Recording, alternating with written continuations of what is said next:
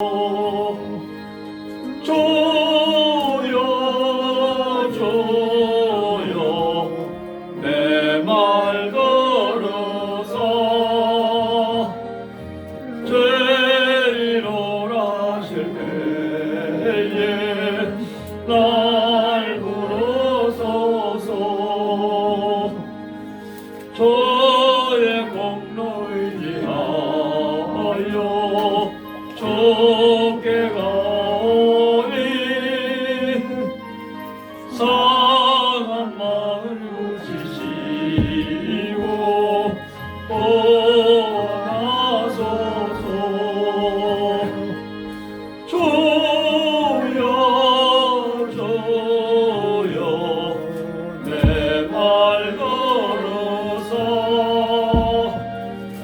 죄로 하실 때에 날 부르소서. 반복하는 예수시여 위로하소서. 우리 주와 같으시니 어디 있을까. 주여 주여 내 말 걸어서 죄로 하실 때에 날 부르소서.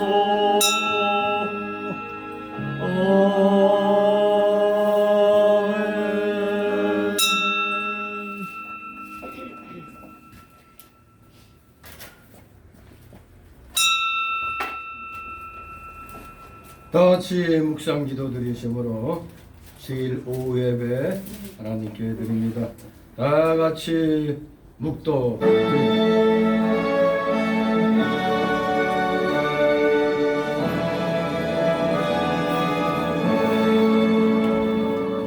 성부 성자와 성령 찬송과 영광 돌려보내세.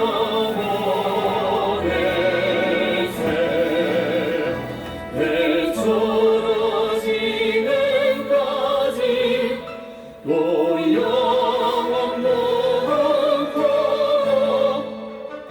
성삼위의 영광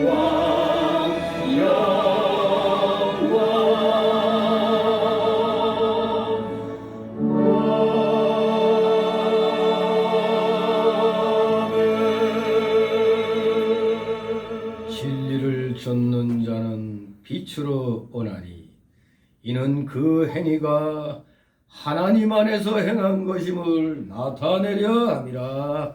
아멘. 다같이 사도신경으로 신앙 고백 하나님께 드립니다.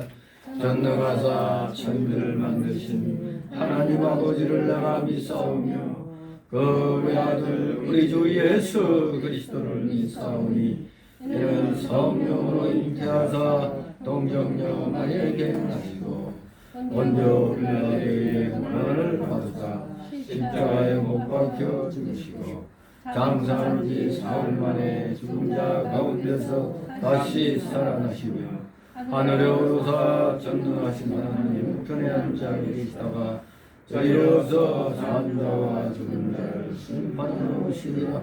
성령을 믿사오며 거룩한 공예와 성도가 서로 교통하는 것과 죄를 사하여 주시는 것과 몸이 다시 사는 것과 영원히 사는 것을 믿사옵나이다. 아멘. 같이 찬송가 288장 찬송입니다.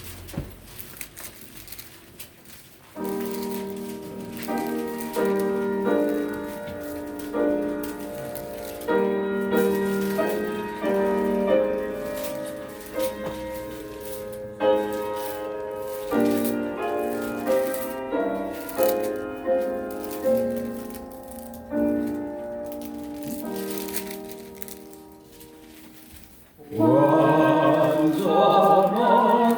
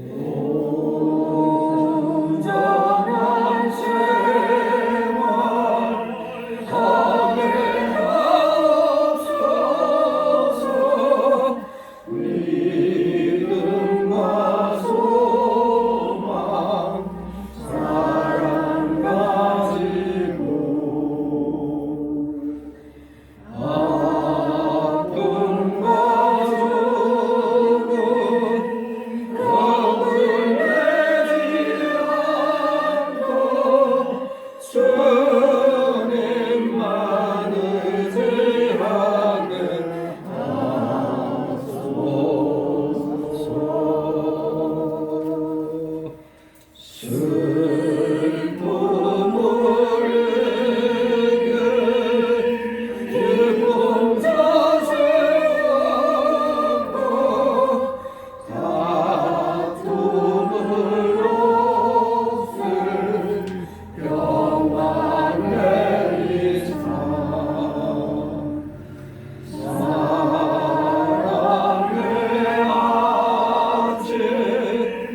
사랑의 아침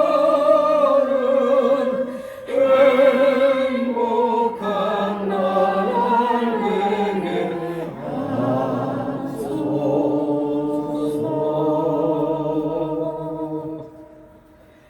아멘.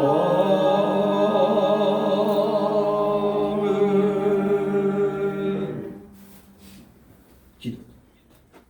걸어가신 하나님 아버지, 사랑하시는 자녀들에게 귀한 주일 허락하심에 새벽부터 이렇게 열심을 다하여 주일 성수할 수 있는 믿음을 주시고 행동으로 옮길 수 있도록 허락하시니 아버지 감사를 드리옵나이다.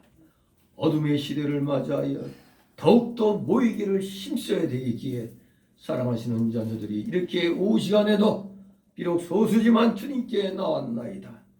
많은 사람들이 경외함으로 두렵고 떨림으로 주님 앞에 나와야 될 터인데 세상의 흐름이 참으로 하수상하다 보니 사람들이 눈치 보면서 또 믿음이 연약하여져서 하나님 일보단 내 일을 먼저 하는 대로 기울어져 가고 있습니다.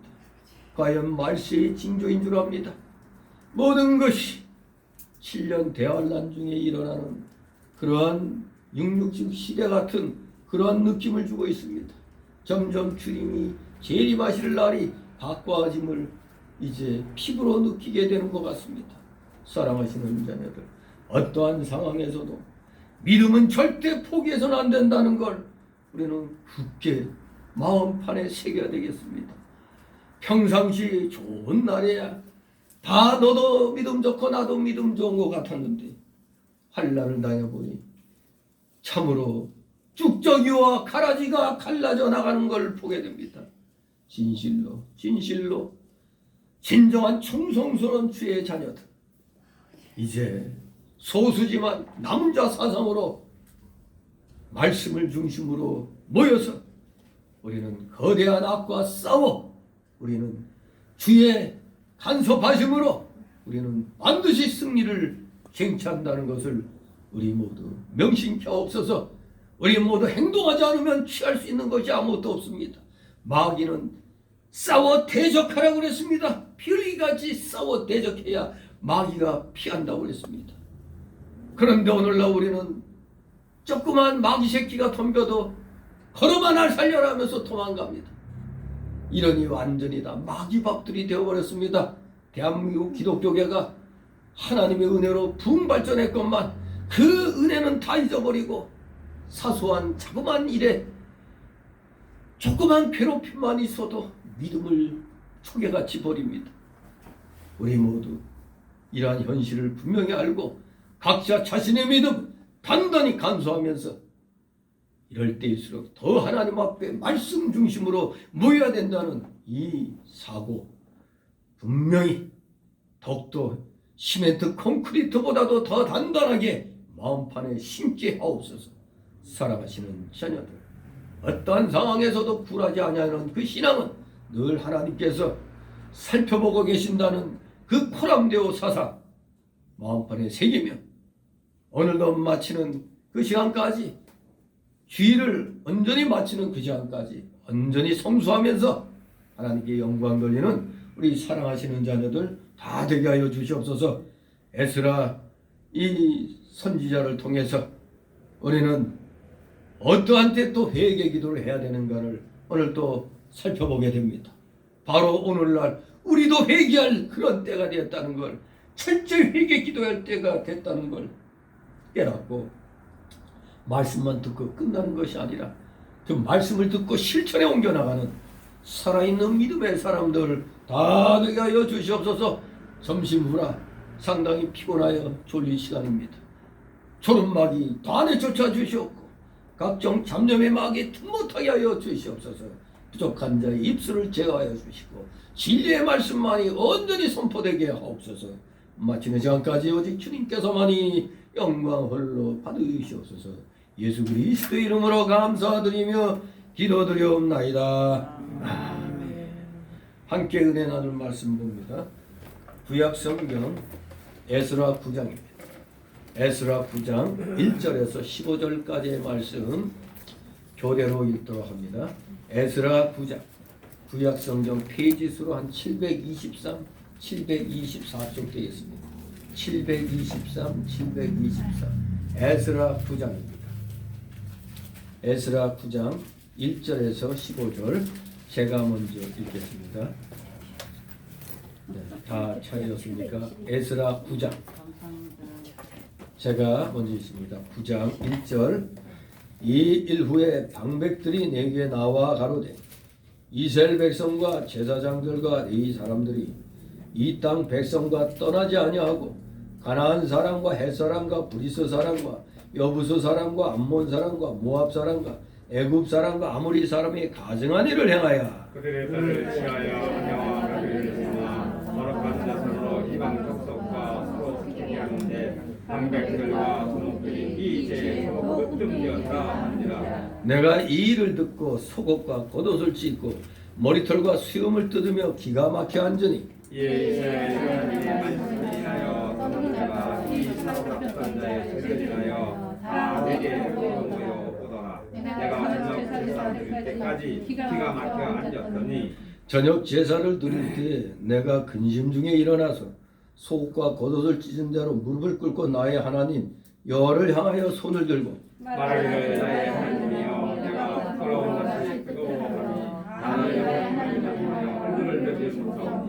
이는 우리 죄악이 너무나 청수리에 넘치고 우리 영혼이 부서 헐레 미치니이다. 우리의 열조때로부터 오늘까지 우리가 죄가 심함에 우리의 죄악으로 인하여 우리와 우리 왕들과 우리 제사장들을 열방 왕들의 손에 붙이사 칼에 죽으며 사로잡히며 노약을 당하며 얼굴을 부끄럽게 하심이 오늘날 같으니이다. 이제 우리 하나님 여호와께서 우리에게 잠깐 은혜를 베푸사 얼마를 남겨도 피하게 하신 우리를 그 거룩한 곳에 길목과 함께 하시고 우리 눈을 밝히사 우리로 주물러 타는 중에서 조금 소송하게 하시나이다. 우리가 비록 노예가 되었사오나 우리 하나님이 우리를 그 복역하는 중에 버리지 아니하시고 바사 여왕 앞에서 우리로 긍휼히 여김을 입고 소송하여 우리 하나님의 전을 세우게 하시며 그 퇴락한 것을 수리하게 하시며 유다와 예루살렘에서 우리에게 우를 주셨나이다. 우리 하나님이여 이렇게 하시면서 우리가 죄의 기능을 해방하였사오니 이게 무슨 말씀을 하오리까. 전에 주께서 주의 종 선지자들로 명하여 이르시되 너희가 가서 얻으려 하는 땅은 더러운 땅이니 이는 이방 백성들이 더럽고 가증한 일을 행하여 이가에서 저 가까지 그 더러움으로 채웠음이라. 그런즉 너희 여자들을 저희 아들들에게 주지 말고 저희 딸을 저희 아들들을 위하여 지내오지 말며 그들을 위하여 관광과 형통을 영원히 구하지 말라. 그리하여 너희가 구성하여 그 땅에 아름다운 것을 먹으며 그 땅을 자손에게 유전하여 영원한 복을 자손에게 드리라 하셨나이다. 우리의 악한 행실과 큰 죄로 인하여 이 모든 일을 당하여 싸우나 우리 하나님이 우리 죄악보다 형벌을 경하게 하시고 이만큼 백성을 남겨주셨사오니 우리가 어찌 다시 주의 계명을 거역하고 이 가증한 일을 하는 족속들과 연합하오리까. 그리하여 주께서 어찌 신령하사 우리를 면하시고 다마 피차 자가 없어 하지 아니하시나이까. 다 같이 15절 이스라엘 하나님 여호와여 주는 의롭도소이다. 우리가 아마 피한 것이 오늘날과 같사옵거늘 도리어 주께 범죄하여 싸우니 이로 인하여 주 앞에 한 사람도 감히 서지 못하겠나이다. 아멘. 예, 에스라의 경고 및 뭐라고요? 회개 기도입니다. 에스라 선지자의 경고와 여기에 따른 회개 기도의 내용입니다.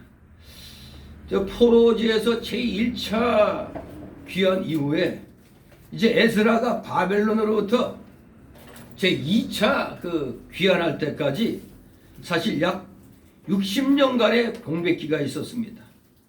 그 60년간의 그 공백 기간 동안에 유다 백성들은 걸출한 영적 지도자 없이 신앙적 윤리적으로 매우 해이하게 되었던 겁니다.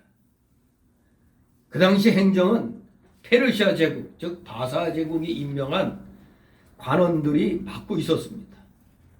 그래서 그들은 바사 왕국에 세금을 모아서 보내는 일 등을 수행했을 뿐 아니라 다른 그런 관리, 그 백성들을 관리하는 일을 잘 해야 되는데 그냥 세금만 모아가지고 보내는 일에만 열중했어요. 구체적인 사회기강을 확립하려고 하지 않았을 때입니다. 그리고 이와 같은 사회적인 그리고 영적 지도력이 결여된 상태에서 백성들은 어떻게 했을까요? 다 자기 소견대로, 자기 멋대로 이것이 옳다 생각하면 그대로 행했습니다. 그 치욕스러웠던 포로 생활의 아픔도 다 잊어버리고 이방민족과, 그렇게 이방민족과 통혼하지 말라고 그랬는데 이방민족과 통혼하기를 아주 서슴지 않았던 겁니다. 양심의 꺼리낌도 없이 그냥 행했던 거예요. 모세율법에서는 분명히 하나님의 백성이 이방 여인과 결혼하는 것을 언급했었습니다. 이유가 있었죠. 그만때는 이유가 있는 겁니다. 왜냐? 이방 여인이 시집 올 때 그 섬기던 우상도 함께 가져와 가지고 이스라엘로 하여금 우상 숭배에 빠지게 하였기 때문입니다. 그러니까 이것은 무슨 절대적 의미에서 무조건 이방인들과의 결혼이 금지된 것이 아니고 솔로몬의 말로 같이 솔로몬이 지혜의 왕이었잖아요. 근데 솔로몬에게는 부인이 몇 명 있었다고? 그것이 얼굴도 잘 모르겠어요. 얼굴도 다 그냥 지나갈 것 같아.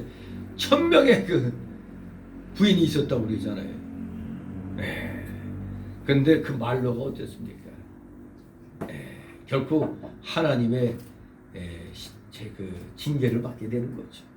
그 솔로몬의 말로 같이 신앙생활에 있어서는 아주 치명적인 결과를 가져올 것이 분명했기 때문입니다. 사실 그런 경우에 있어서만 금했던 거죠.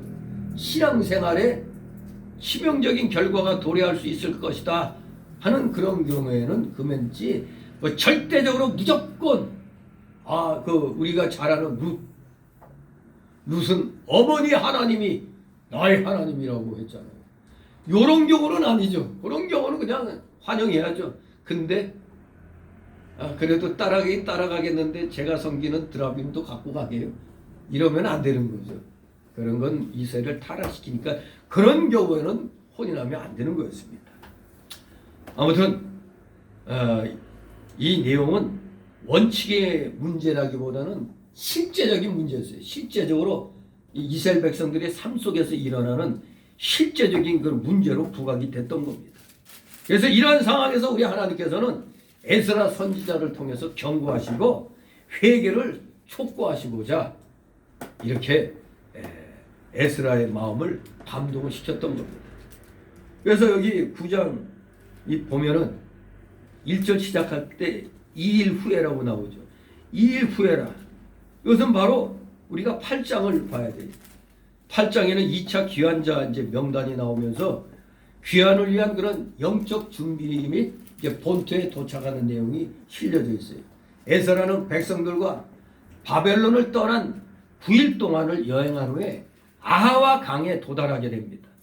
그리고 거기서 사흘간 유했는데 이 사흘간 유한 것은 결코 시간 낭비가 아니었어요. 왜냐하면 거기에 머물면서 상황을 재점검할 수가 있었습니다. 거기에 머물면서 상황을 재점검하면서 미흡한 부분을 재정비하여 했기 때문입니다. 그런데 가장 큰 어려운 점은 레인들과 기타 다른 성전 봉사자들이 사실 없었다는 얘기입니다. 그런 상황에서 백성들이 이제 나와서 이러이러한 일이 일어났다는 걸 고백하는 겁니다. 자, 그래서 오늘 이 1절 15절을 조그만 단락으로 또 나눠보면 첫 번째 단락은 1절 2절로 범죄에 으뜸이 된 유다 백성의 두목들, 그러니까 좋게 말하면 범죄에 으뜸이 된 유다 백성의 지도자들, 뭔가 두목하니까 뭐 깡패 집단 같은 그런 느낌이 나죠. 이게 뭐 나쁜 말은 아닌데 하도 깡패 집단에서 많이 쓰니까 범죄에 으뜸이 된 유다 백성의 지도자들. 두 번째 단락으로는 3절 4절로 죄를 통한히 여기며 에스라에게 모여드는 동조자들. 그리고 세 번째 단락으로 5절에서 15절 에스라의 자복기도. 이렇게 세 단락으로 나눠서 살펴봅니다. 자, 먼저 1절 2절 범죄에 으뜸이 된 유다 백성의 두목들. 자, 1절 2절 있습니다. 이후에 방백들이 내게 나와 가로되 이스라엘 백성과 제사장들과 레위 사람들이 이 땅 백성과 떠나지 아니하고 가나안 사람과 헷 사람과 브리스 사람과 여부스 사람과 암몬 사람과 모압 사람과 애굽 사람과 아모리 사람의 가나안 일을 행하여 그들의 딸을 취하여 아내와 며느리를 삼아 거룩한 자손으로 이방 족속 가서 섞이게 하는데 방백들과 두목들이 이제 더욱 으뜸이 되었다 하는지라. 아멘. 지도자면은 사회 지도층들이 모범을 보여야 되죠. 하여간에 도덕적으로 윤리적으로 모범을 보여야 돼요. 지도층에 있으면. 1절에 보면은 사실 그 땅의 백성들이 딱 보니까 여기 누구요? 가나안, 헷, 브리스, 여부스, 암몬, 모압, 애굽, 아모리 사람이 다 뭔 일을 했다고? 가증한 일을 했다고 했어요. 그 당시 팔레스틴 주변의 나라들이 다 이렇게 한마디로 대부분 우상이 섬기고 있었습니다. 우상 숭배 국가들로 둘러싸여 있었어요. 여기 언급된 8족속은 지난날 이스라엘이 가나안을 정복하기 전에 가나안을 대표하던 족속들이었습니다. 대표하던 족속들이었어요. 사실 그 암몬 사람과 모압 사람과 애굽 사람 일부도 역대하 8장 7절 8절 보면은 바벨론 포수 후에까지 이 가나안 땅에 거주했었다고 그렇게 기록하고 있습니다. 이 사실 이 페르시아 이 사람들 상당히 원래 페르시아가 어느 나라에 망했죠? 바사가 바로 헬라에 의해서 멸망당하죠.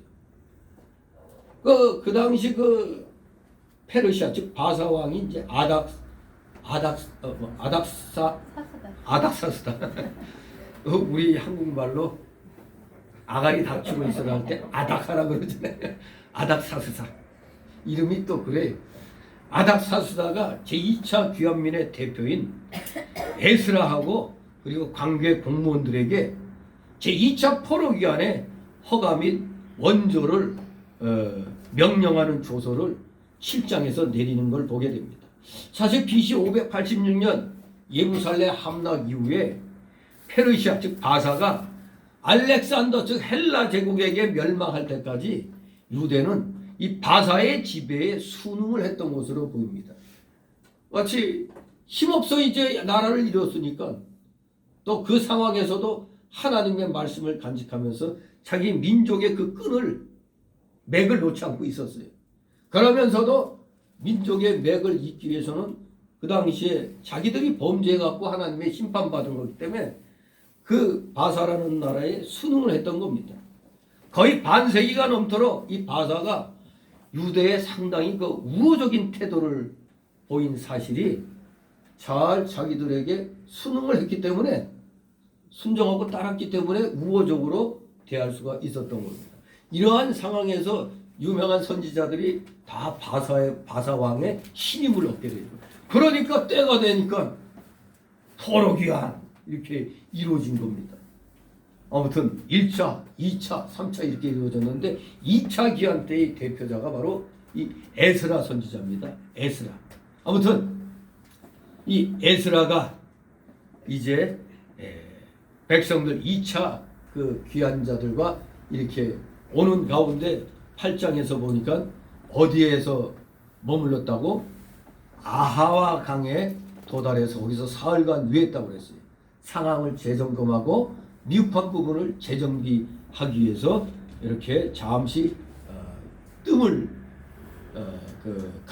드렸던 것이죠. 시간을 좀 가졌던 겁니다. 자, 그런 이 이방 족속들과 이스라엘 백성이 통혼하는 죄를 범했다고 지금 고백을 하는 겁니다. 그 중에서도 누가 더욱 으뜸이 됐다고? 방백들과 두목들이 이 죄에 더 으뜸이 되었다 하는 이 기가 막힌 소식을 듣게 된 겁니다. 지도자의 판단과 행동은 그 지도자의 본을 따르는 숱한 무리들에게 결정적인 영향을 주는 것입니다. 따라서 지도자의 행실은 곧 책임 문제와 연관이 되는 것입니다. 하나님의 섭리로 남 앞에 세움을 받은 지도자는 그 위치에서 언제나 생활로 모범을 보여야 돼요. 그래서 언행일치, 신행일치가 지도자에겐 중요한 것입니다. 성경 건축하는 일이 잘 되고 하나님 나라가 이렇게 잘 되어 가니까 마귀가 하나님 나라를 무너뜨리고자 방해를 한 것입니다. 그 방해를 하필 이스라엘 방백과 두목들이 앞장서 가지고 하고 있었던 겁니다. 마귀가 바로 외부의 세력을 이용해서 죄를 범죄시킨 게 아니라 짓게 한 게 아니라 내부의 그것도 지도자들을 갖다 충동질해서 죄 짓는데 그냥 으뜸으로 되게 만들었던 겁니다. 이게 바로 마귀의 책동인 것입니다. 마귀의 책략입니다. 우리가 잘 아는 초대교회 때 잘 이뤄나갈 때 어느 부부에게 마귀가 격동을 시켰죠? 어느 부부는? 아나니아와 삽비라가 아니라 삽비라. 아나니아와 삽비라 부부. 그 부부를 통해서 명예신과 외식과 거짓말하는 죄를 초대교회 때 교회 안에 들어오게 했던 거잖아요. 그래서 안타깝지만 아나니아와 삽비라 부부도 일종의 시범 케이스에 해당이 됐던 겁니다. 시범 케이스에 해당돼서 그 자리에서 다 직결 처분됐죠. 누구한테? 성령님께 직결 처분돼서 그 자리에서 다 숨이 끊어졌어요. 또 고린도 교회 안에도 마귀가 음행죄를 들여보냈고 출애굽할 때 역시 마귀가 어느 당을 통했죠? 고라당을 통해서 모세를 반역하는 죄가 들어가게 했어요. 항상 무슨 일이 좀 되어 가려면은 꼭 마귀의 준동이 있어요. 그러니까 우리 여러분들도 일상생활 중에 뭔가 일이 잘 되어 나간다. 그렇게 조심해야 되는 거예요. 꼭 마귀의 격동이, 꼭 방해가 일어나는 일이 일어나는 겁니다. 네, 정말로 지금 우리 집사람이 사모가 지금 이 요양센터를 하는데 이제 새해를 맞이해 갖고 새해 전 이제 부푼 꿈을 안고 뭔가 시작을 쫙 해야 되는데 정말로 가까운 사람이 뒤통수 치고 진짜 이게 근데 저는 그래서 집사람 보고 감사하라고 그랬어요. 왜? 바로 뭔가 좀 이제 될 법하니까 마귀가 그걸 갖다 그냥 시기에서 끄집어 내리려고 이제 그러는 거니까 이걸 잘 참아서 지혜롭게 이겨나가야 된다고 그렇게 했죠. 그러니까 감사하라고, 감사할 수가 없는 데서도 감사하라고 그래야지 어떻게. 욕이 막 튀어나오죠. 이런 이렇게 되잖아요. 세상에. 거짓말도 밥 먹듯이 하고 그것도 믿는다는 사람. 이게 참 그렇습니다. 그래서 현대 생활에서는 꼭 이 계약서가 그렇게 중요한 거죠. 그리고 그걸 쓰기 싫을 때는 항상 녹음 이런 게 그래서 필요한 거예요. 요새 문재명인가 하는 그 인간 이재명인가 문재명인가 생각지도 않게 어디서 그냥 녹음되게 그냥 막 틀어 제껴지잖아요. 형사한테 그 욕은 정말로 일부러 지어내야 될 욕이야. 일부러 지어내는 그런 악독한 그런 인성을 가진 자가. 그래서 이제 누가 또 중요한 순간에 자살당할지 모르는 거거든. 이러한 그 엄청난 죄악 덩어리를 정식으로는 전과 사범이잖아. 더 갖다 붙이면 사실 전과 오범에 작전주까지 손댔기 때문에 이 전과 오범입니다, 그 인간. 그리고 이번에 어제 보니까 누가 이 백신 맞는 이 사진을 올렸는데 그 사진으로 보면 기가 막힌 거야. 이거 설마 그래도 사람이 그럴 리 있겠나 했는데 이 사진을 가깝게 이렇게 확대한 거 보니까 간호사가 이걸 이렇게 손으로 가리면서 이렇게 찌르는 건데 바늘을 덮고 있는 덮개도 제거 안 한 채로 그냥 이렇게 그게 찢혔어. 엄연히 그거 보니까 바늘을 갖다 덮개 빼고 찔러야 되는 건데 바늘 덮개가 그냥 이렇게 된 거. 그 그림 그 사진상 분명히 덮개가 있는 요 상태였거든. 그런데 인상 찡그리고 뭐 맞는 척 하니까 쇼 좀 그만해라 이렇게 나오는데 그렇게까지 사람이 속인다고 생각은 하고 싶지 않지만 일단 그 사진상으로는 그게 분명히 덮개가 제거 안 된 상태라면 이렇게 돼 있는 거 보니까 그러니까 거기에 간호사가 싹 이렇게 가리고 이렇게 됐는데 막 할 때니까 여기 이렇게 딱 나오는 게 이게 그래도 설마 대국민을 상대로 너무 그 사기를 칠까. 근데 지난날 보니까 치고도 남으니까 내가 누굴 욕하는 것보다도 진실을 알리는 겁니다. 진실이 그런 거예요. 제가 항상 그렇잖아요. 누구를 내세울 것 없이 누가 하나님이 봤을 때 그래도 조금 하나님이 더 그래도 낫게 생각할 사람이 누구냐. 그런 사람을 뽑아야죠. 그러니까 한간에서 뭐라 그러죠? 지금 덜 나쁜 놈 뽑는 거라고. 참 우리나라가 이런 개판인 나라가 된 거예요. 덜 나쁜 놈을 뽑는다니. 참 씁쓸합니다. 지금 씁쓸해요. 정말로 이런 마귀가 순동하는 일들 뭔가 좀 대한민국이 좀 되어 나가려고 했더니 웬 놈의 마귀 새끼들이 준동해가지고 국민들을 거짓으로 선동해가지고 완전히 대한민국이 지금 국격이 땅에 떨어질 대로 떨어졌어요. 그런데도 대깨문 같은 놈들은 국격을 더 높여놨다고 막 칭찬하는데 그거 이가 같지가 않아 보이네.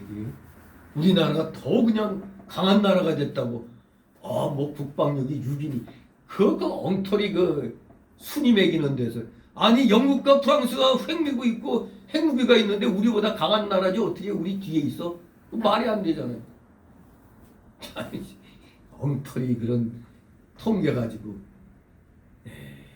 정말로 그러니까 부끄럽잖아요. 1등은 잘해. 자살도 1등, 술도 1등. 그러니 OECD에서 접종률도 1등. 그러니 대한민국이 뭘 시험하는 데는 최고다. 왜? 국민들이 말 잘 들으니까. 반응을 해야지. 반응을. 악에 대해서는 반응을 해야 될 거 아니에요. 아무튼 우리 기독교인들은 뭔가 일이 잘 되어 나갈 때 꼭 세상에서는 마가 낀다고 그러죠. 세상 사람들도 뭔가 성경을 좀 알아. 이치는 뭐가 잘 될 때일수록 조심하라고 그러잖아요. 바로 마귀가 가만히 안 놔둬요. 성경의 역사에도 뭐가 좀 되어 나갈 때 꼭 마귀가 준동하고 있거든요. 그렇습니다. 모세 시대에도 고라당이란 반역당이 또 생겨났잖아요. 그렇습니다. 우리는 하나님의 일이 잘 되고 은혜가 많을 때 마귀의 역사가 더욱 강력하게 일어나기 쉽다는 걸 알고 언제나 끼어서 마귀에게 넘어가지 않도록 우리는 주의해야 됩니다. 여러분도 참 우리가 센터 사모가 하지만 함께 해나가는 거예요. 여러분도 열심히 일하면서 또 같이 교회하고 함께 교회에 보탬이 되려고 한 거 시작했기 때문에 교회 보탬이 되는 일이기 때문에 안 믿는 사람들 그냥 외부 다른 교회 다니는 사람들과는 여러분들은 다른 거예요. 같이 하는 겁니다. 여러분도 같이 일하면서 같이 키워나가는 거예요. 아무튼 우리가 하나님의 일을 행하는 데 있어서 이제 서로 각기 여러 가지 그 재주들을 같이 합쳐서 쓰는 겁니다. 누구만 잘 되고 하는 게 아니에요. 잘 되면 같이 다 잘 되게 돼 있는 겁니다. 그러니까 항상 깨어서 마귀새끼가 들어오지 못하도록 항상 우리 스스로가 경계해야 돼요. 다른 교회 나가는 사람들 보면은 어떻게 신앙을 받았는지 잘 모르잖아요. 그러니까 우리하고 신앙 노선이 다를 수도 있어요. 하나님 말씀은 똑같아도 그걸 어떻게 해석해서 받느냐에 따라 길이 달라지는 거거든요. 우리는 더 좁은 길로 가지만 일반 사람들은 그냥 기독교라는 좁은 길에 들어와서도 넓은 길 찾아서 가잖아요. 그러니까 그런 데서부터가 다른 겁니다. 너는 두서너 계단 신앙이며 우리는 대여섯 계단 신앙이고. 그러니까 참 이거는 하나님 앞에 가서 다 우리가 판별받아야 되니까 지금 여기서는 최선을 다해서 이것이 성경에서 더 말씀하는 거다 하면 그걸 따라가는 겁니다. 늘 깨어서 마귀에게 넘어가지 않도록 우리는 서로 위로하고 격려하고 권면하면서 나가야 되겠습니다. 여기 보니까 누가 가증한 일을 한다고 방백들과 두목들이 2주에 더 으뜸이 되었다고 그랬어요. 어떤 가증한 일을 했다? 여기 보니까 가증한 일을 행하는데 뭘 했다고? 그들의 딸을 취하여 아내와 며느리를 삼았다고 그랬습니다. 가증한 일을 행했으니까 그렇게 되는 거죠. 가증한 일이 뭡니까? 이방인들의 일은 우상숭배나 이방인의 허황된 풍속, 습관을 가리키는 겁니다. 이스라엘 백성이 이방 사람들과 혼인하고 이방의 가증한 일을 행하게 된다는 걸 말하는 겁니다. 그 일의 방백과 즉 이스라엘 지도자급 사람들이 모범을 보인 좋은 일에 모범을 보인 게 아니라 가증한 일에 모범을 보였다 이겁니다.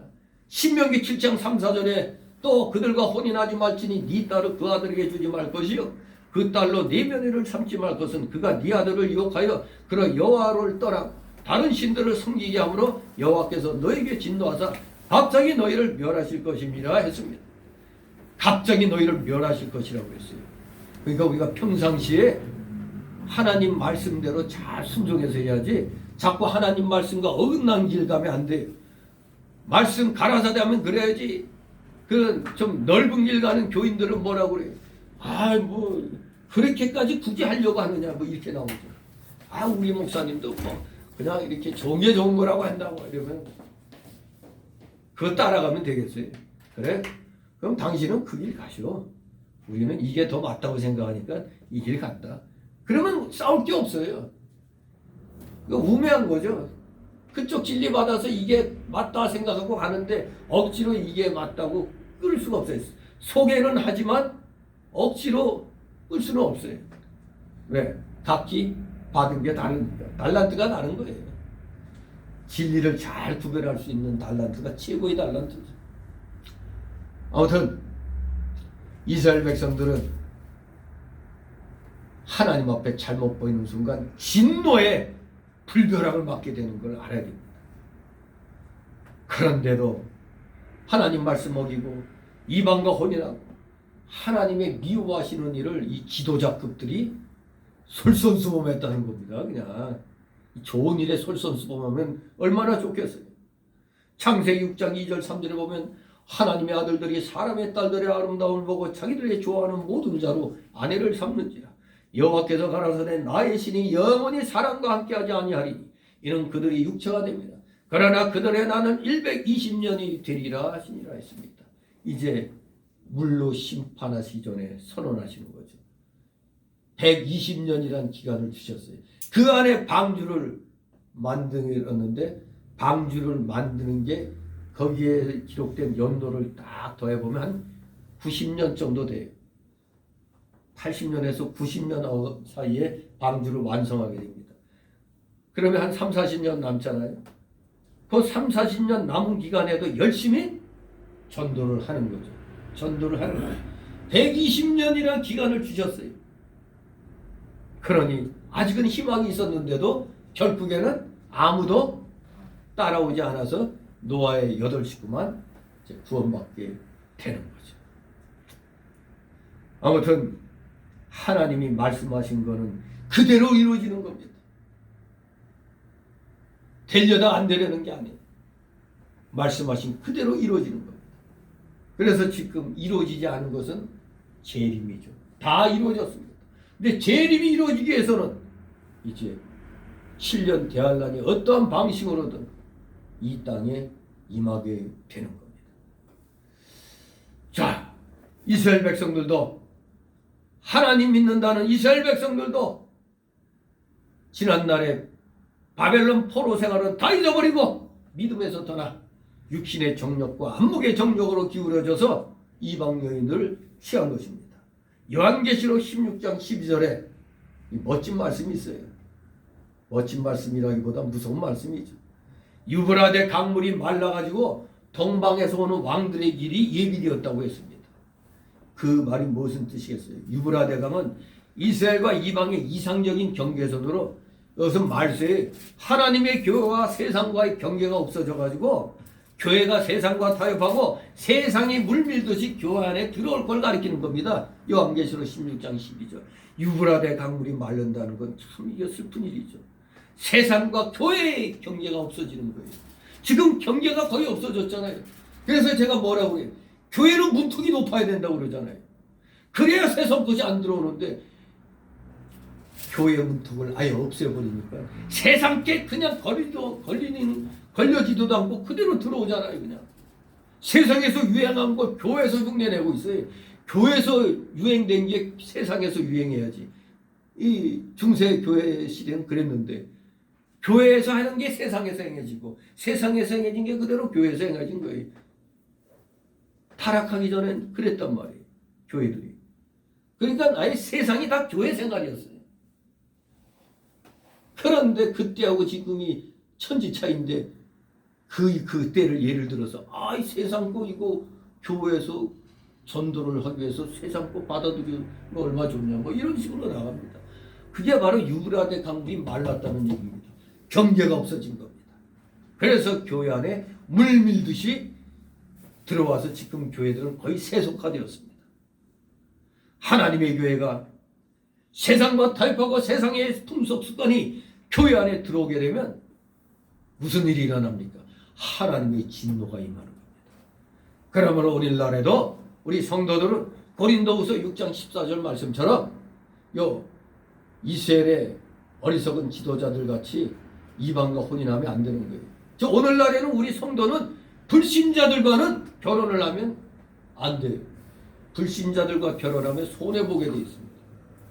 그러니까 예수를 믿게 하고 나서 교회 생활하면 몰라도 전도할 자신 없으면 하면 안 되는 거예요.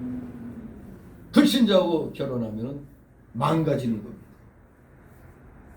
이것이 세상 풍속 습관이 교회 안에 들어오면 교회가 망가지는 겁니다. 하나님의 진노가 임하는 것처럼 개인에게도 똑같아요. 불신자하고 결혼해서 자꾸 하나님 믿는 생활 방해해요.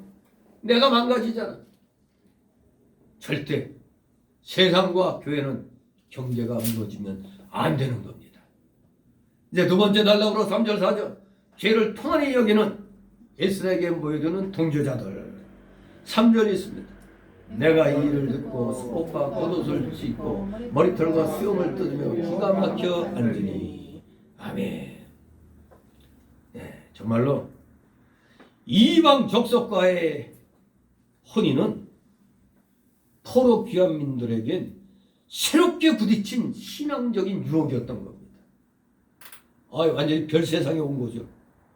그래도 그 바사지방 포로지에서 살 때 하나님만을 바라보며 그래서 회당 예배가 생겼다고 그랬잖아요. 회당 예배. 포로 생활에서 생긴 거예요. 그 회당 예배가 오늘날의 예배 그 근거가 그 회당 예배를 또 근거로 하고 있는 겁니다. 그런데 고국에 돌아오니 이게 웬일이야. 완전히 다 개차반돼 버린 거예요. 귀한 전 바벨론에 있을 때는 그들이 살고 있었던 그 땅의 거민들로부터 하나님 믿는 사람들은 일종의 따돌림 당하고 있었죠. 멸시당하고 그러니 거기에서 자기들끼리 모여서 회당 예배 드리고 그랬었던 겁니다.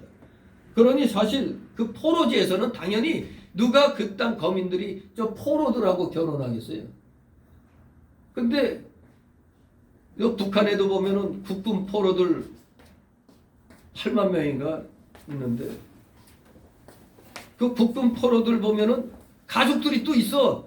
그러니까 따로 이 김일성이가 국군 포로들 안 보내고 저기 그 아오지 탄광이나 이런데 그 아주 그냥 열악한데 국군 포로들을 거기도 노동시키고 또 자기들 말로 토대가 좀 안 좋은 그런 집안이 이제 결혼을 시켰던 모양이에요.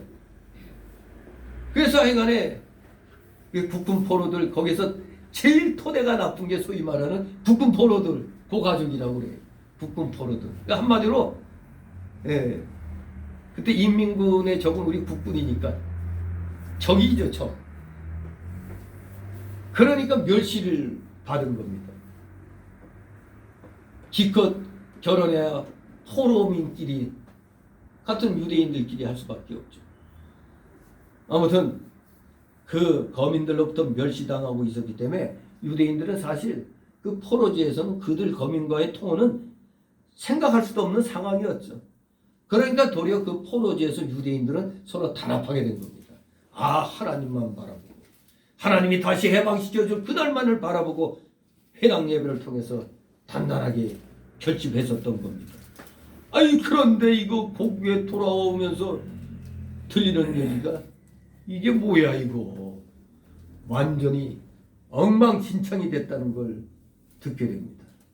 이스라엘 백성이 이방 여인을 취하여 거룩한 자손이 이방 족속과 서로 섞이게 되었다는 이 사실이 에스라가 그 소식을 듣고 너무 기가 차가지고 마치 실성한 차량같이 보이죠.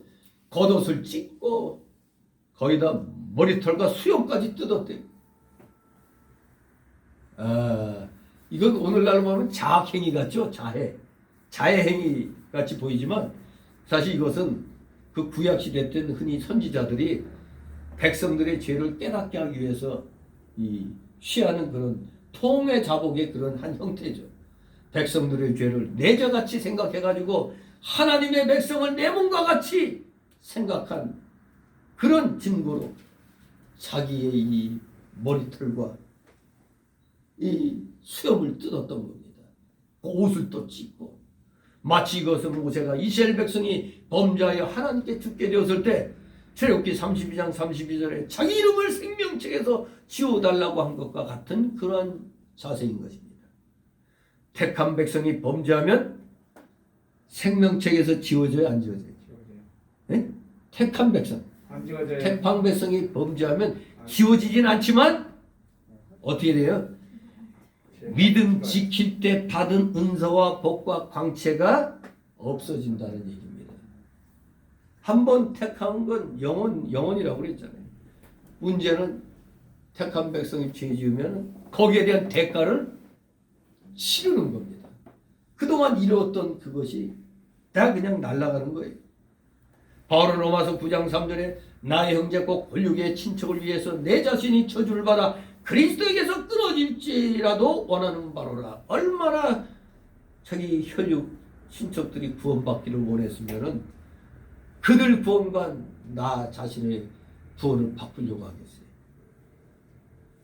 정말로 바울이 이스라엘 백성이 예수 그리스도를 믿지 않으므로 그리스도의 몸에서 끊어진 것이 마치 내가 끊어진 것처럼 생각하고 차라리 내가 저주받아 그리스도에게서 끊어질지라도 내 형제들은 예수님 믿기를 원합니다는 얼마나 간절한 그런 바람입니까?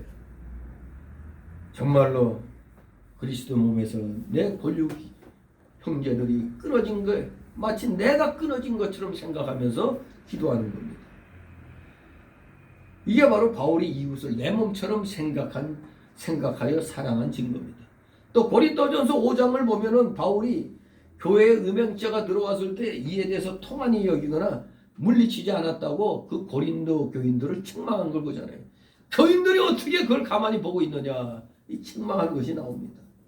정말로 선지자는 이렇게 속옷과 겉옷을 찢고 머리털과 수염을 뜯는 이러한 통해 자복의 이런 모습을 모범을 보여야 되는 겁니다. 몸을 가리우는 의복을 찢는 건 이거 마치 자기 자신의 허물을 드러내는 일종의 완전한 회개의 모습을 상징하는 겁니다. 하지만 이 찢는 행위에 앞서 갖고 뭔가 우선되어야 되죠. 자신의 심령을 먼저 찢는 내적인 회개가 선행되어야 되는 겁니다. 신약의 사두개인들과 바리새인들은 몸의 금식과 보행은 잘합니다. 하지만 영혼의 금식과 보행은 행하지 않았기 때문에 예수님이 그들을 가리켜 뭔 놈들이라고 욕했죠? 예의 덕사의 점잡기 덕사의 자식들아. 예. 그렇게 독사의 자식들로 저주를 그들은 받았던 겁니다. 외식자들. 그리고 머리털과 수염까지 뽑았다는 건 사실 그 당시 유대인들은 이 머리털 마치 우리 조선이 그 일본의 그 한일합방 되고 그 단발령 내렸을 때 차라리 내 목을 쳐라 한 것 같이 사실 이 머리털과 수염은 일종의 권위와 위험의 상징이었습니다. 그런데 이를 뜯었다는 것은 내 자신이 비루한 죄인임을 괴로움 속에 자인하는 행위입니다. 백성의 죄가 내 죄다 이걸 자인하는 그런 의미가 있는 것입니다. 4절 있습니다. 이에 이스라엘 하나님의 말씀을 인하여 떠는 자가 이 사로잡혔던 자의 죄를 인하여 다 내게로 모여오더라. 내가 저녁 제사 드릴 때까지 기가 막혀 앉았더니 아멘. 1차에서 2차까지의 기간이 한 60년 정도가 공백기가 있었다고 그랬죠. 그 공백기간 동안 이렇게 유다 백성들은 걸출한 영적 지도자가 없었기 때문에 지금 완전히 사상적 신앙적으로 완전히 지금 해이해진 그런 상태임을 우리도 이렇게 읽으면서 알 수가 있죠. 아무튼 이렇게 이 에스라가 백성들의 죄로 인하여 옷을 찢고 머리털과 수염을 뜯으면서 기가 막혀 앉아 있을 때 역시 다 타락한 줄 알았더니 그 중에서도 또 하나님을 경외함으로 두렵고 떠는 자들이 그 소식을 듣고 에스라에게로 모여왔습니다. 진정 남은 자들이 있었던 겁니다. 경건한 하나님의 자녀들이었습니다. 그렇습니다. 지도자가 먼저 하나님 말씀을 인하였다면 그와 같은 마음을 가진 성도들이 모여들게 되어 있는 겁니다. 진리도 똑같잖아요. 오늘날 넓은 길 가는 걸 좋아하는 성도들은 넓은 길 가는 그런 편한 설교하는 대로 가는 거예요. 아, 마음 편하다.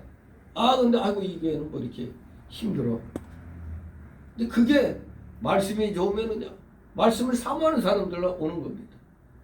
진실로 끼리끼리 모이는 겁니다. 유유상종이라고. 아무튼 이 에스라 선지자 내가 저녁 제사 드릴 때까지 기가 막혀 앉았다고 그랬습니다. 저녁 제사는 보통 이스라엘은 오후 3시에 드려졌죠. 오늘날에 우리가 다 저녁 예배로 되게 7시 막 그때 많이 드렸잖아요. 옛날에는. 그러다 어느 날부터인가 이제 2시, 2시 반, 3시 이렇게 드렸는데 이제 이거 가지고 이 잘못됐다고 막 따지는 사람들이 있어요. 근데 사실 따지고 보면 이스라엘에서 저녁은 3시쯤이에요, 이게. 근데 우리 웨스트민스터 신앙고백서에는 그날 예배 시간은 교회에서 정한 그 시간, 오전 오후 그 시간이 그대로 지키면 되는 거예요. 그것이 뭐 저녁 7시든 오후 2시든 3시든 큰 문제가 아니에요. 그 교회에서 정한 그 시간에 분명하게 드리면 되는 겁니다. 근데 저녁 7시 드리던 걸 2, 3시로 땡겼다고 타락했다고 이렇게. 물론 거기에는 먼데 있는 교인들이 갔다 다시 오는 게 힘든 그런 점도 좀 작용도 되긴 됐어요. 하지만 좀 더 교인들이 더 많이 모일 수 있는 그런 방향을 찾다 보니까 우리도 아예 이스라엘처럼 오후 3시, 뭐 2시 이게 낫겠다. 이래서 많은 교회들이 이제 저녁 때를 피하고 이렇게 이제 오후로 이렇게 하는 거죠. 근데 이게 분명히 성경에서 틀린 게 아니에요.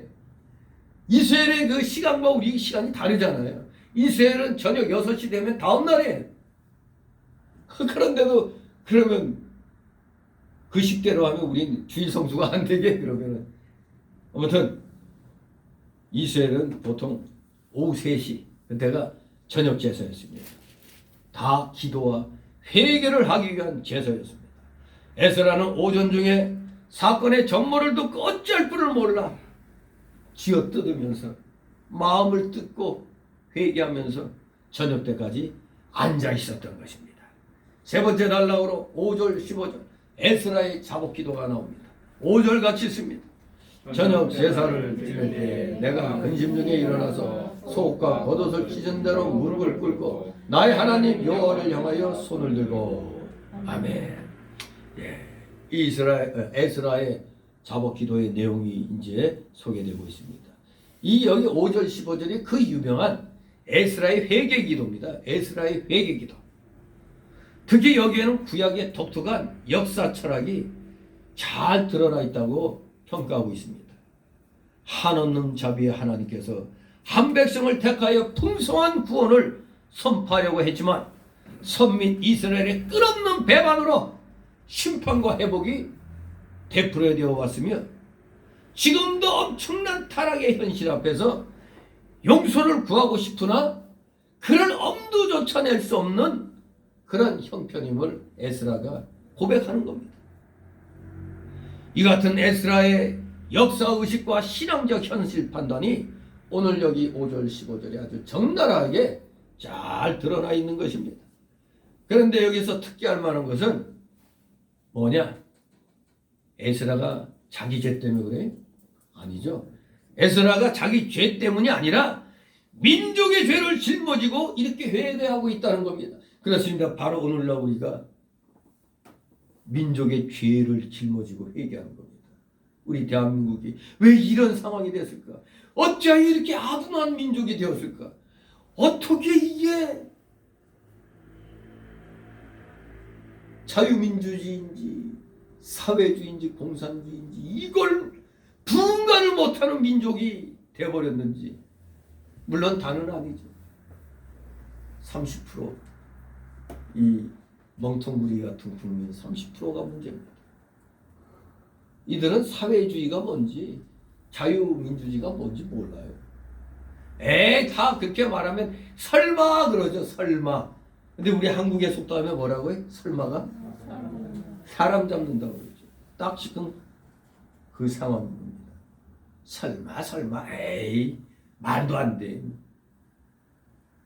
한번 집사람이 뭐 택시 타고 어디 환자한테 가다가 택시 기사가 그러더래요. 뭐 집사람이 우리나라 지금 완전 지금 거의 사회주의다 그러니까 걔 무슨 우리나라가 왜 자유민주주의 왜 사회주의야?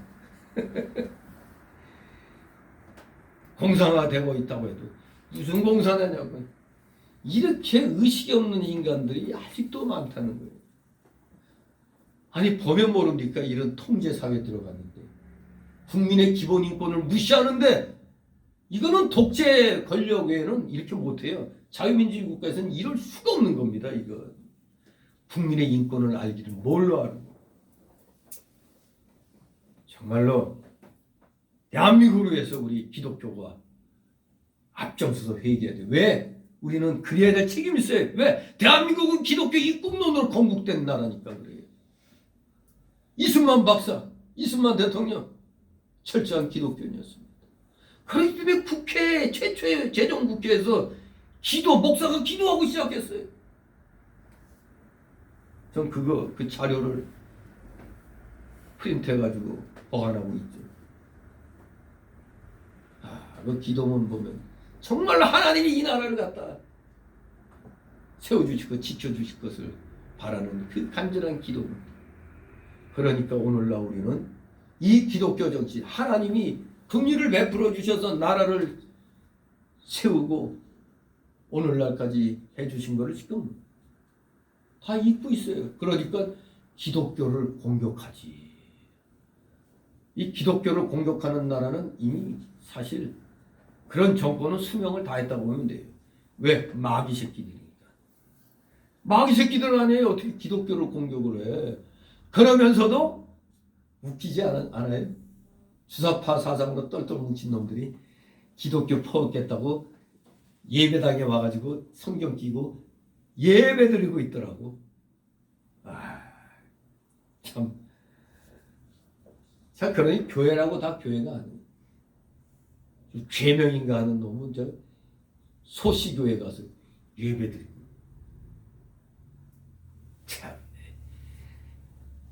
집사로 된 적도 없는데 거기 집사라고 거짓말을 10몇 년 동안 해왔는데 그 어느 교회 집사라고 했죠?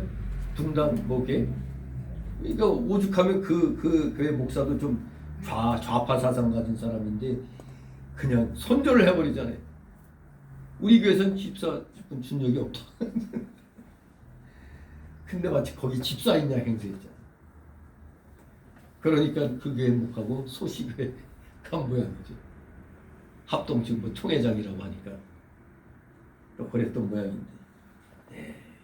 이 위선 떠는 것들이 너무 많습니다. 아무튼 우리가 다른 뭐 불신자 책임으로 돌리는 게 아니라 우리 기독교인이 똑바로 하나님 앞에 바로 못 섰기 때문에 소금과 빛의 역할을 못했기 때문에 이런 일이 일어났다는 걸 알고 우리도 민족적인 그런 회개 기도를 우리 기독교인들이 회개해야 돼요. 내가 무슨 죄를 졌다고 그래? 저놈들이 잘못이지. 아닙니다. 우리가 모범을 못 보기 때문에 그런 것입니다. 에스라가 이렇게 무릎을 꿇고 손을 여호와 하나님을 향하여 들고 기도했습니다. 무릎을 꿇은 것은 겸손한 태도요, 힘을 하나님께 기울이는 태도입니다. 손을 들었다는 것은 마음을 하나님께 바치는 것을 가리킵니다.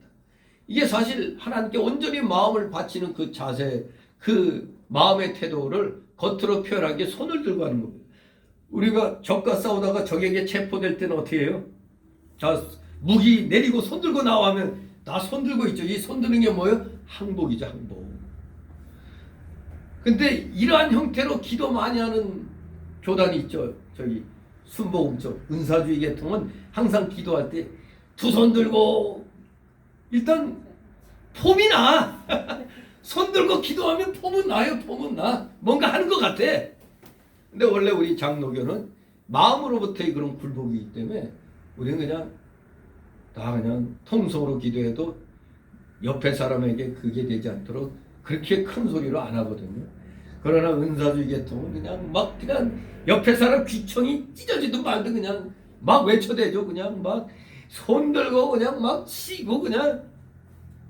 근데 손 든 거 비성경적인 건 아니에요. 근데 우리는 외형적인 태도보다는 우리 마음의 그걸 더 강조하기 때문에 주로 장로교에서는 마음을 하나님 앞에 굴복시키는 그런 자세로 기도를 하는데 은사주의자는 항상 손 들고. 근데 이게 어느 날 장로교에 다 물들어가지고 장로교 목사들도 어디 목사들 목회에 가도 우리 다 두 손 듭시다. 두 손 들고 기도합시다. 이런 은사주의자들 하는 거 다 따라해요. 그냥 참 기가 막힙니다.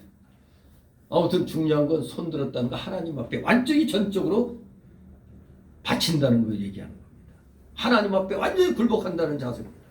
이렇게 에스라가 회개하면 낮아져서 전심전력을 다 기울여 하나님께 기도한 것입니다. 6절 있습니다. 우리의 결정 때로부터 오늘까지 우리 죄가 심하며 아니 6절 말하기를 나의 하나님이여 내가 부끄러워 낯이 뜨뜻하여 감히 나의 하나님을 향하여 얼굴을 듣지 못하오니 이는 우리 죄악이 많아 정수리에 넘치고 우리 허물이 커서 하늘에 미침이니이다. 아멘. 이제 여기 6절부터 15절까지는 끝까지는 에스라가 회개하며 기도한 그 내용입니다. 그래서 우리가 이러한 기도의 내용을 보고 우리가 또 모방을 해서 또 내 걸로 만들어야 돼요. 에스라는 이스라엘의 죄와 허물이 너무 많아서 정수리에 넘치고 하늘까지 사무쳤기 때문에 부끄러워서 감히 하나님을 향하여 낯을 들지 못하겠다고 고백합니다. 우리의 죄악. 이것은 에스라가 백성들의 그 죄를 마치 자기 죄처럼 생각했고 백성의 고통을 자기의 고통으로 생각을 해서 우리의 죄악이라고 우리 백성 죄악이라고 안 하고 나도 포함해서 다 우리 죄악이라고 표현한 겁니다. 하나님께 범죄하여 징계를 받아 포로로 잡혀갔다가 다시 사함을 입어 귀환하여 성전을 재건한 우리 백성들이 또다시 우상숭배에 빠졌으니 이는 실로 가증스럽게 짝이 없는 죄악의 연속이었던 겁니다. 그래서 그걸 정수리에 넘치고 허물이 커서 하늘에 미친다고 이렇게 표현을 하고 있는 것입니다. 이런 이스라엘 민족의 가증스러운 죄악의 악순환은 사실은 개인의 그 영적 삶에 대한 모형이기도 하는 겁니다. 이스라엘 민족의 가증스러운 죄악의 악순환, 바로 그 개인의 영적 삶도 형편없다는 거 아닙니까? 진실로 이러한 것을 고백하고 있습니다. 정말로 에스라가 하나님 앞에 사는 증거이며 하나님을 만난 증거임을 이 낮아지며 회개하는 이 자세를 보고 알 수가 있습니다. 누가복음 18장 9절 14절에 누가 등장합니까? 바리새인과 세리가 등장하죠. 바리새인은 자기가 행한 의를 내세워서 교만한 마음으로 하나님께 기도합니다. 저 뭐도 했고 뭐도 했습니다. 저 잘했죠. 이런 식이죠. 그랬더니 어디서 세금 징수원이 와가지고 감히 눈을 들어 하늘을 우러러보지 못하고 가슴 치며 뭐라고 그랬어요. 하나님이여 불쌍히 여기시옵소서, 나는 죄인으로소이다 했는데 바리새인은 나 의로운 일 했습니다 하고 그냥 자기만 내세웠잖아요. 그랬더니 예수님은 이 세금 징수원이, 이 세리가 저 바리새인보다도 더 의롭다고 인정을 하셨어요. 시편 51장 17절에 하나님의 구하시는 제사는 상한 심령이다. 하나님이여 상하고 통회하는 마음을 주께서 멸시지 아니하시리이다. 그래서 우리가 회개하는 게 그렇게 중요한 겁니다. 나 잘났어가 아니에요. 나 이것도 했고 저것도 했고 왜 그런데 왜 안 주십니까? 이러면 안 돼요. 다 아세요. 뭐 했는지 다 알아요. 그저 상한 심령. 상한 심령으로 제가 죄인입니다. 잘못했습니다. 이런 자세로 기도해야 되는 겁니다. 7절 8절 있습니다. 우리의 열조 때로부터 오늘까지 우리 죄가 심하니 우리의 죄악으로 인하여 우리와 우리 왕들과 우리 제사장들을 열방 왕들의 손에 붙이사 칼에 죽으며 사로잡히며 노략을 당하며 얼굴을 부끄럽게 하시니 오늘날 같으니이다. 이제 우리 하나님 여호와께서 우리에게 잠깐 은혜를 베푸사 얼마를 남겨도 피하게 하신 우리를 그 거룩한 처소에 박힌 목과 같게 하시고 우리 눈을 밝히사 위로 종으로 타는 중에서 조금 소송하게 하셨나이다. 아멘.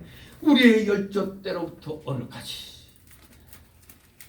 느헤미야 9장 6절에서 35절과 사도행전 7장 2절에서 53절에 보면은 아브라함 때로부터 시작하여 광대한 기간 동안의 역사가 언급되어 있습니다. 아브라함 때로부터. 그런데 여기 7절에서부터는 솔로몬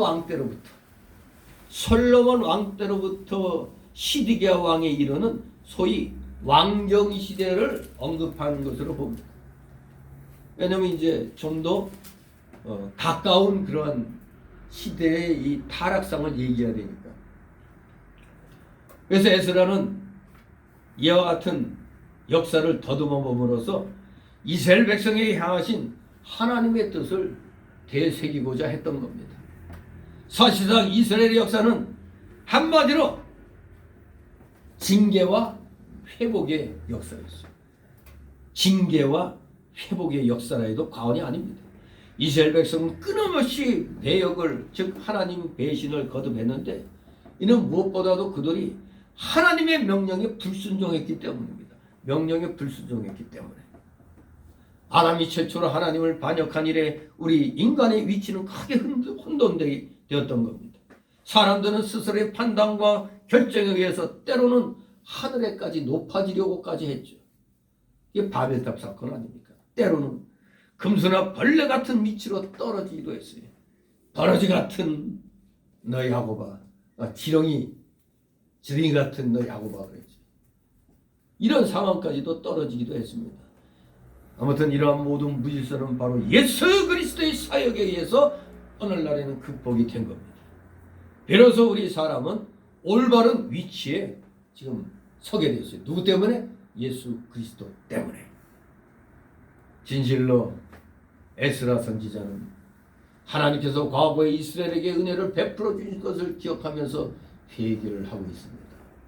이스라엘이 범죄했기 때문에 하나님께서 바벨론 왕에게 붙여서 노략을 당하게 하고 사로잡혀가게 하셨는데 하나님의 은혜로 포로에서 해방되어 돌아오게 해주시고 소송케 해주셨다는 것까지 이렇게 또 고백합니다.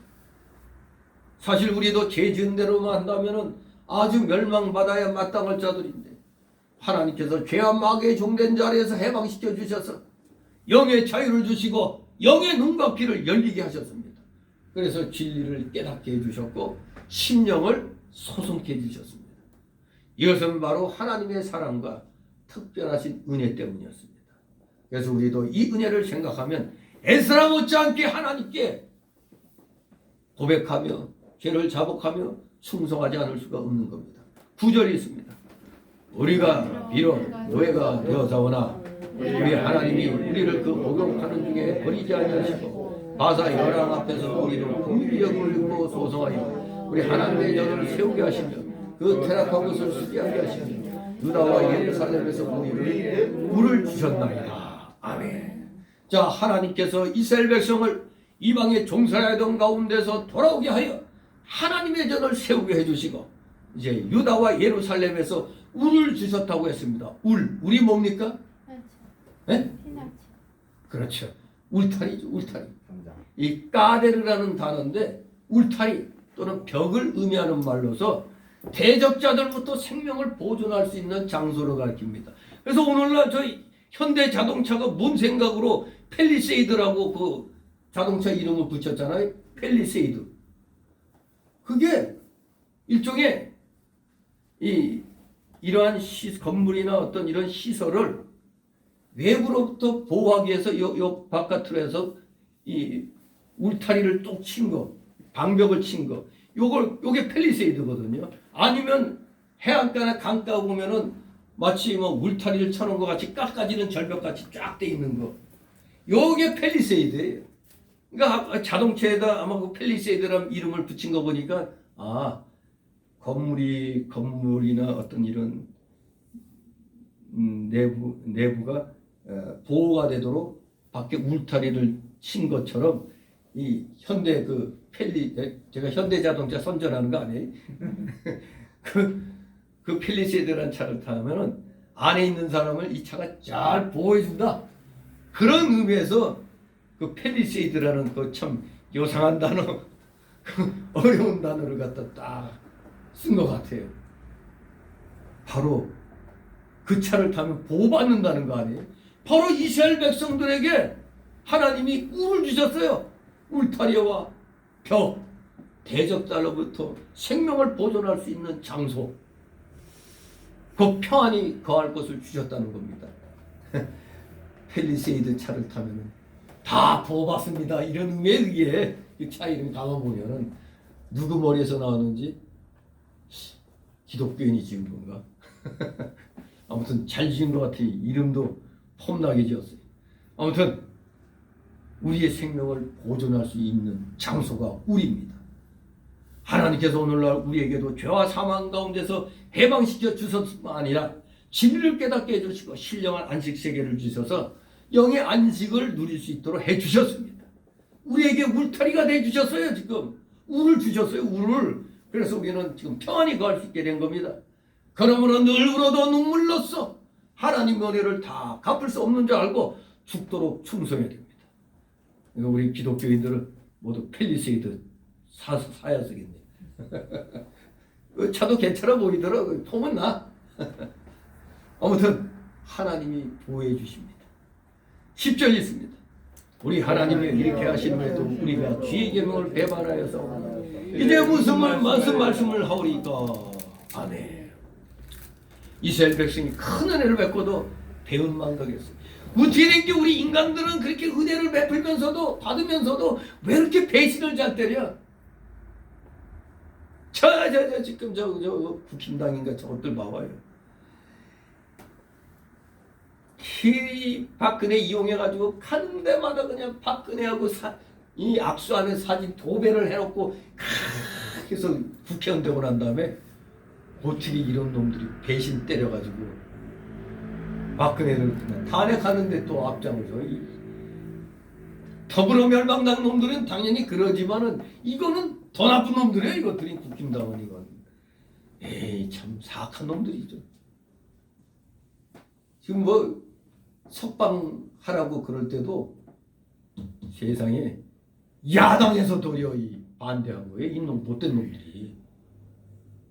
왜냐하면 박근혜가 석방되면 이 지금 국힘당 요놈들요 탄핵에 앞장선 요놈들이 자기들 입지가 흔들릴까봐 반대한 거라니까요. 이 나쁜 놈들이. 그렇게 국민들이 눈보라 휘몰아 치는데도 그 산을 내는 바람이 부는데도 신청하고 그 광화문에서 태극기 들고 그렇게 외쳤는데 탄핵 반대 이게 했는데 참 그때가 엊그제 같네요. 그래도 그때가 더 나았던 것 같아. 지금 생각하면 그때 백신 패스고 지랄이고 없었어요. 그땐 그래도 우리 국민들이 그 속에 맺힌 걸 그래서라도 풀 수 있는 광장이 있었어. 외치니까 그 바람에 조국도 떨려나간 거 아니야 한 달 만에. 그러니까 안 되겠다 싶으니까 갑자기 그냥 코로나 들여와가지고 그냥 요놈들이 이것들 나중에 재판장에서 다 이거 무기징역 때릴 놈들이 이것들 맞을 놈들입니다. 일부러 다 들어오게 했잖아요 이놈들이. 그러더니 엉뚱하게 광화문에서 그냥 코로나 퍼뜨렸다고 헛소리하고 민노총할 때는 아무 소리도 안 하고 있다가 아마 자기네 편에는 코로나가 안 생기는 모양이죠. 나쁜 놈들입니다. 요것들 우리 국민들 불쌍한 거예요. 여당 야당 할 것 없이 다 한마디로 다 그냥 확 과문광장에 그냥 엎드려 뻗쳐 해놓고 그냥 국민들이 돌아가면서 빠따쳐야 될 놈들이에요. 저것들은 인간 쓰레기입니다. 저 국회의원들 몇 명 빼놓고 다 쓰레기예요. 저것들 저런 놈들 두 번 다시 국회에 못 들어가게 해야지. 저것들은 썩은 놈들 아닙니까? 국민들을 위해서 외치는 사람이 하나도 없잖아요 지금. 진짜 나쁜 놈들입니다. 불쌍한 거죠. 저런 놈들을 갖다 지도자로 뽑았다는 거. 11절 12절 있습니다. 전에 주께서 주의종 선지자를 명령하여 이르시되 너희가 와서 얻으려 하는 땅은 더러운 땅이니 이는 이방 백성들이 더럽고 가증한 일을 향하여 이가에서 저가까지 그 더러움으로 채웠습니다.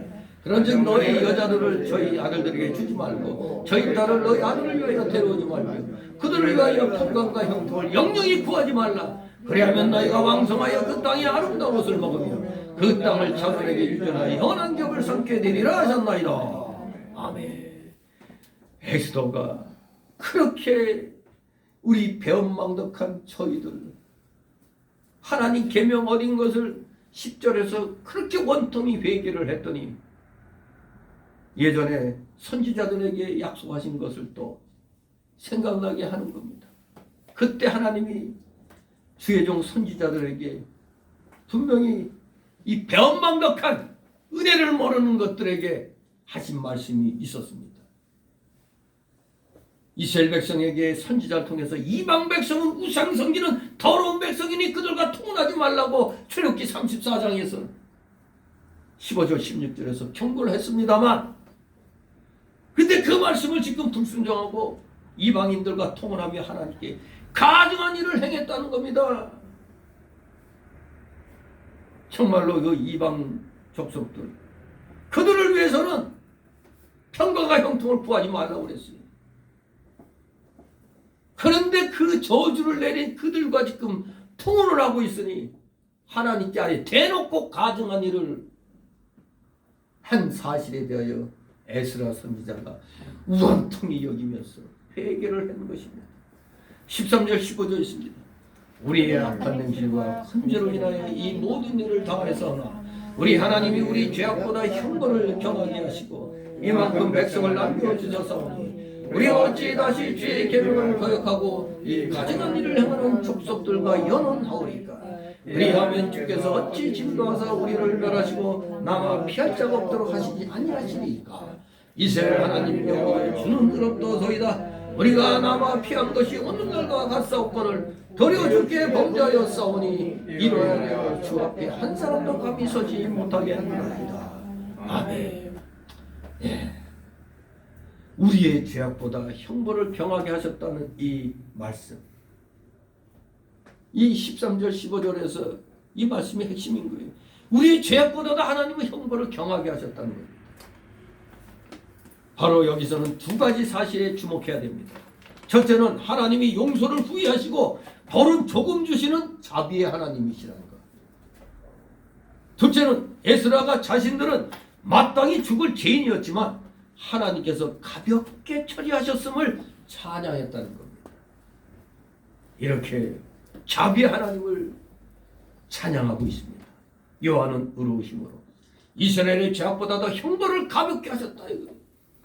그래서 멸망시키지 않고 다시 구원해 주셨는데, 근데 어떻게 또 지금 와가지고 포로지에서까지 이렇게 풀어주고 고향 앞으로가 시켜주셨는데, 또 가증한 이방과 결혼하는 죄까지 범했으니 이제는 하나님의 진노를 피할 수 없고 이제는 감히 하나님 앞에 설 수가 없는 처지가 되었다고 통해 자복하는 겁니다.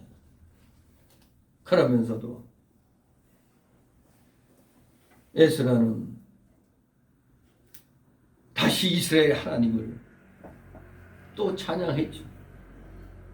이스라엘 하나님 여호와여 주는 의롭도소이다. 그 15절에 그 말씀 보세요. 이스라엘의 하나님 여호와여 주는 의롭도소이다.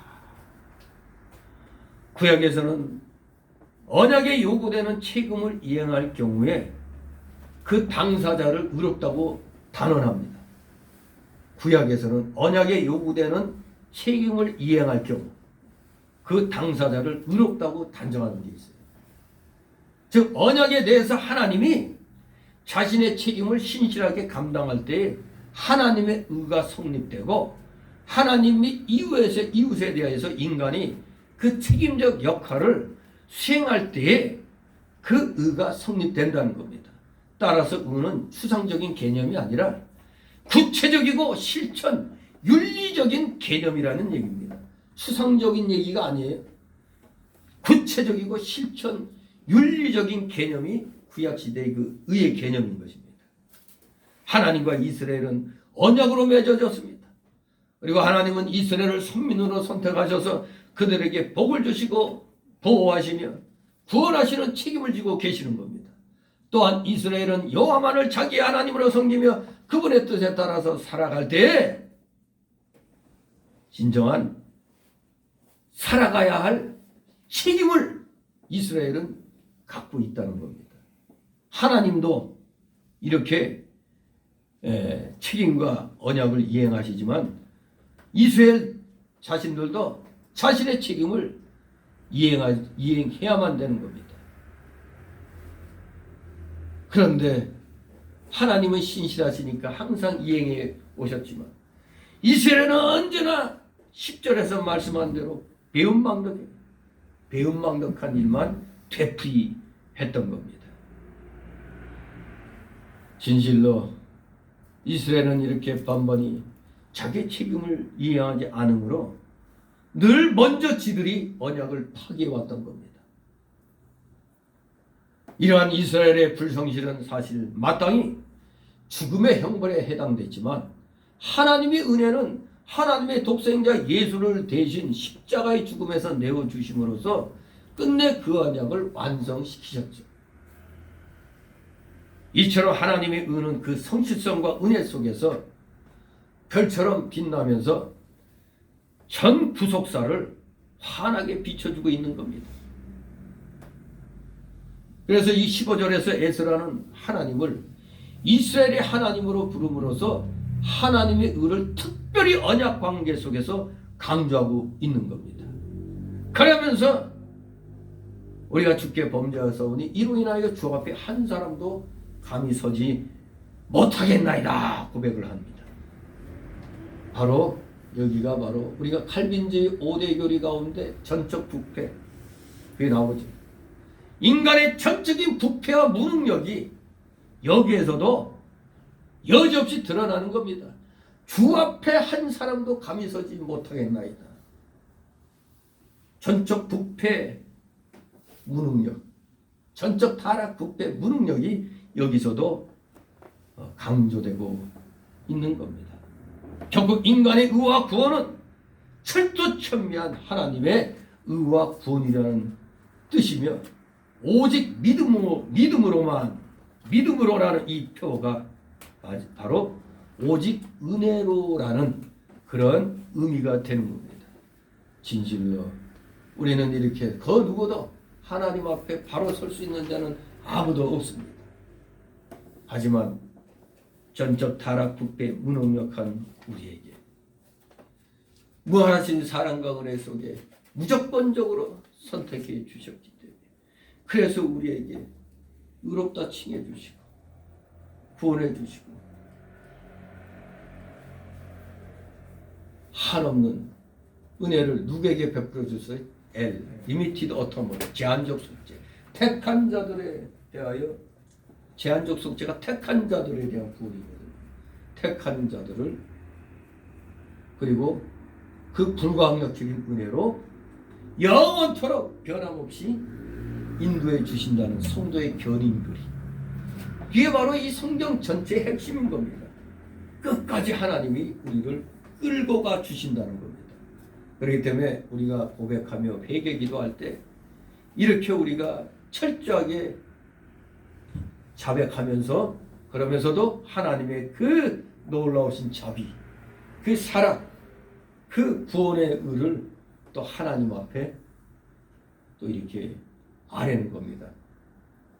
그런 의로서 우리를 또 구원해 주실 줄 믿고, 일단은 먼저 우리의 이 죄악들 용서해 달라고 비는 겁니다. 철저한 회개가 없이는 용서가 없잖아요. 에스라가 여기서 이렇게 회개 기도의 모범을 우리에게 가르쳐주고 있는 것입니다. 우리 모두 민족의 이 국가의 환란의 시대를 맞이해서 에스라와 같이 민족적인 이런 회개 기도를 우리는 해야 되겠습니다. 회개해야만이 사는 것입니다. 진실로 우리 기독교인들, 대한민국은 4분의 3은 다른 종교를 믿는다 하더라도 분명히 대한민국은 기독교 나라예요. 기독교 입국론, 이 자세를 잊지 말고 우리 모두 하나님 앞에 날마다 한 걸음 한 걸음 나아가시는 귀한 믿음의 일꾼들 되시기를 주님의 이름으로 축원합니다. 기도합니다. 거룩하신 하나님 아버지, 은혜를 감사드립니다. 사랑하시는 자녀들 아버지, 한 사람 한 사람 기억하여 주옵시고, 올 한 해 2022년도 정말로 힘든 그런 세상 상황이 펼쳐지겠지만, 그 힘들어도 우리는 능히 주님이 주시는 지혜와 명철과 그 능력에 힘입어 잘 극복하며 반드시 승리하는 우리 사랑하시는 자녀들 다 되게 하여 주시옵소서. 감사드리며 예수 그리스도 이름으로 기도드리옵나이다. 아멘. 같이 찬송가 337절.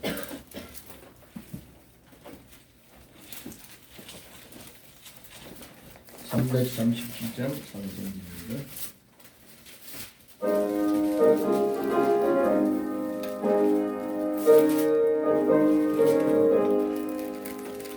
인내하신 구세주여, 내가 이곳에 세일원하실 때에 날 부르소서.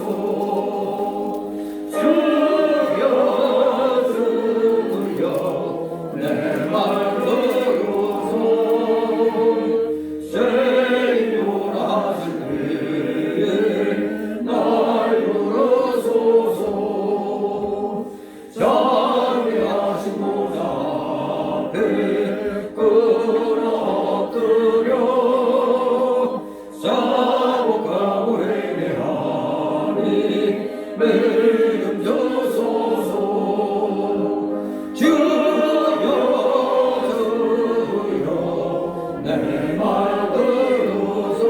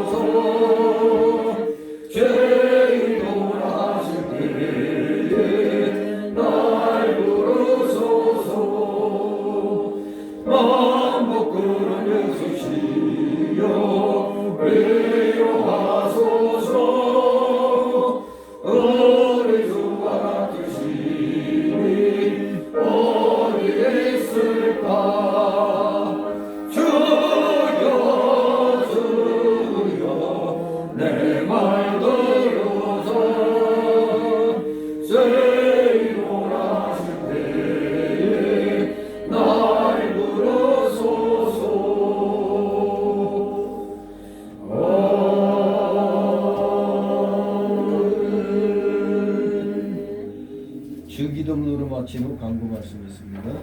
이름이신 우리 아버지여 이름이 거룩히 받으시오며 나라의 마옵시며 뜻이 하늘에서 이루어진 것 같이 땅에서도 이루어지이다.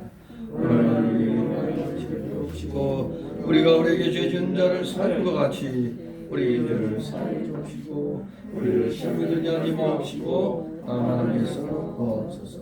내게 나라와 권세와 영광이 아버지께 영원히 있사옵나이다. 아멘.